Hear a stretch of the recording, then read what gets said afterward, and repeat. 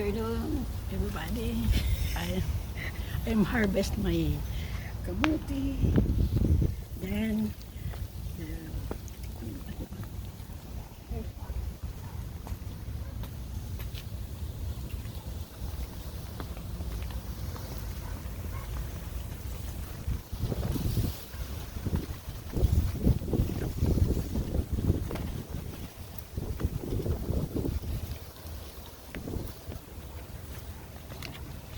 young labs sa youth.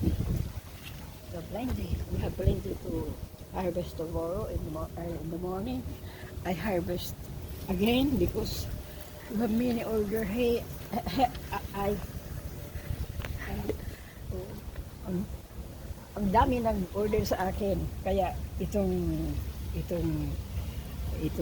anang sayuti, mga 10 bundles ito, at saka yung kamuti more than 10 bundles, at saka dalawang baldi ng orange. Ito ho ang mga tanim ko. Hindi pa ito nag 1 month, pero tuloy-tuloy ang pagkuan nila.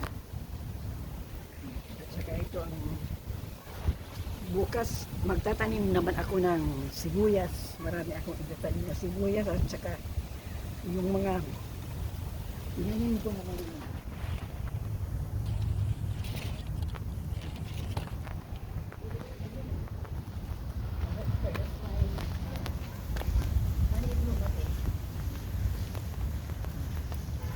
Lalaki na sila.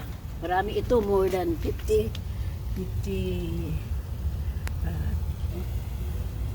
this is peanuts. Ito ang mani.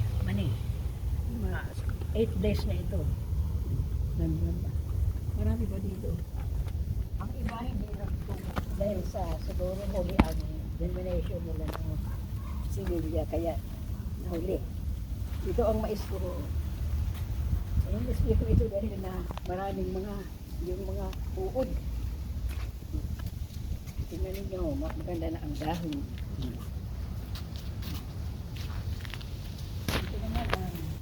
Ito ang kamuti. More than 10 bundles ito, at saka yung isa. Saan mo yung dadalhin? Ibibinta ko, may suki ako na siya ang tagapagbili sa akin. Siya ako bibili siya, at saka siya magtitinda. Kas.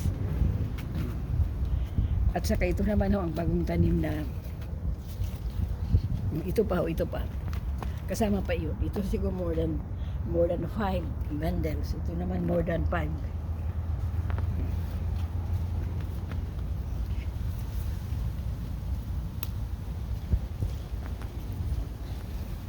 This is my strawberry. I have plenty. Ang dami ko nang inani habang nag-aani ako. Naglimitas ako ng mga sayote at saka kamote. At saka ang kain ko. Mas maganda dito kumain kaysa pipino. 8 days na ito. Ang dali ito buko. Ito mga pitsay. Yung una na pitsay, yan ho, radish. May mga na sila. Yun naman, bagyo beans, namumulaklak na. Mga 2 weeks yan. O, pwede na ako magpapinta. Mabilis sila lumaki.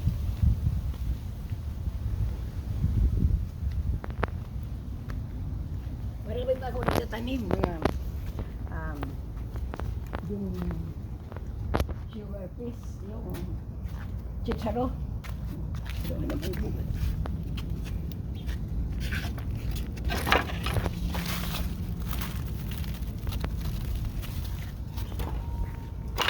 ang amargoso.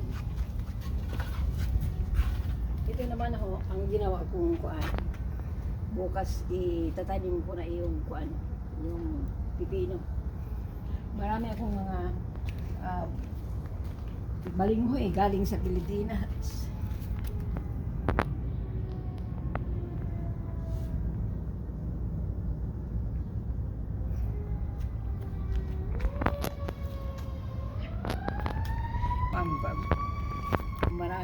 basaha.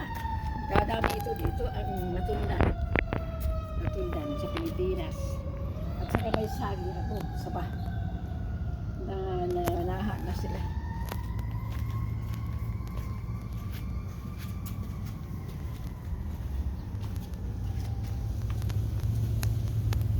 Ito sili na yung maliliit, hindi masyado kalakihan. Ang kilo dyan sa Pilipinas 700 yata o 600. May nagsabi sa akin sa Facebook na mabinta daw doon. Ito tanglad. Ito mga balinghoy, more than 1 month pa lang ito, pero ang bilis lumaki. Ito, namumunga na. Maraming nag-order sa akin na bibili sila ng sili. Ito na nagkuan lang sa hindi namin napitas, pero okay pa yan. Hindi pa yan binta. Sino kakilala na mabakal sa ino san? Gulay. Yung si Remy at saka yung isa ay parang si Marcelita Marcelita Rojas. Ay ito pag laki nito ng balinghoy makuha na yung mga iba kong tanim. Dito may mga tanim dito na mani. After 7 days sila kukuha na ang dahon. Kaya ngayon marami akong tanim. Dahil na marami akong tanim ngayon kaysa nakaraan taon. Continuous ito. Ito naman ang grapes. So, ang grapes. Gumawa ako ng trailers para na makakuan sila. Maka-expand ang kuan nila. Ito limonsito. Ito transfer ko ito doon sa kabila dahil na paglaki nito na sisira yung simento. Ito na grapes na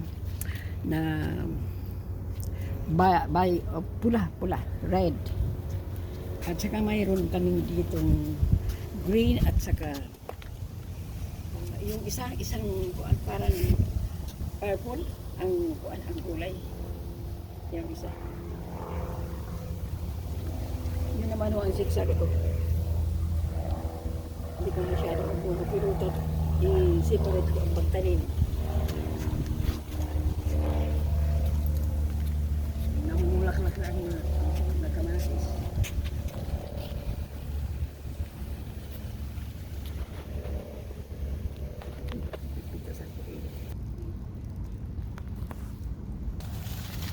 Nakalimutan ta. Bapagahan ko niyan inilidi kaya para di mag-dojos kay masudso pa ko na siya mga kapit.